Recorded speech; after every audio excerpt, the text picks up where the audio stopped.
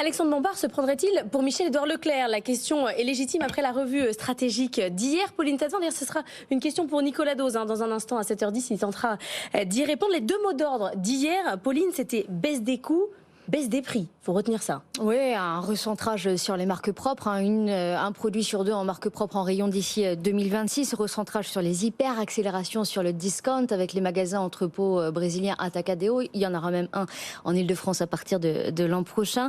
Recentrage sur l'Europe et sur l'Amérique latine avec la montée en puissance de la nouvelle centrale d'achat qui est basée en Espagne, déploiement des franchises. Il vise encore 4 milliards d'euros d'économies d'ici 2026. Alexandre Bompard, il faut aller encore plus loin que ce qui a déjà été initié, a-t-il reconnu hier dans son discours au siège, parce qu'il l'a reconnu jusqu'ici. Nous n'avons pas pleinement emporté la conviction des marchés.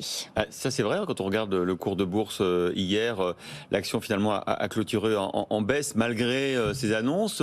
Qu'est-ce qu'attendaient de plus les analystes financiers, les investisseurs? Pour plusieurs analystes, ça ne va pas encore assez loin. Bernstein juge cette stratégie préoccupante, même avec l'accent mis sur les dépenses d'investissement au lieu de cession de marché qui aurait pu permettre de rendre du cash aux actionnaires ou de le consacrer à de futurs rachats. Certains auraient voulu un recentrage encore plus marqué sur les pays clés, la France, l'Espagne, le Brésil. D'autres jugent la sanction en bourse sévère parce qu'on est dans un secteur de la distribution qui est compliqué et que finalement Carrefour s'en sort pas plus mal et même plutôt mieux que ses concurrents. En fait, ce qui ressort, c'est qu'avec cette stratégie, on est un peu trop encore dans un entre-deux. Il trace des voies qui mériteraient d'être clairement empruntées, nous dit-on chez Bryan Garnier, où on n'exclut pas quand même qu'avec ces nouveaux investissements annoncés, une nouvelle foncière au Brésil, une joint venture avec Publicis Retail Media, Carrefour ne soit pas en train de se créer des options, des sortes de réserves en fait qui lui permettraient au final de réaliser une acquisition à moyen terme. Tout le monde attend cette consolidation du secteur et après les deux échecs de Carrefour avec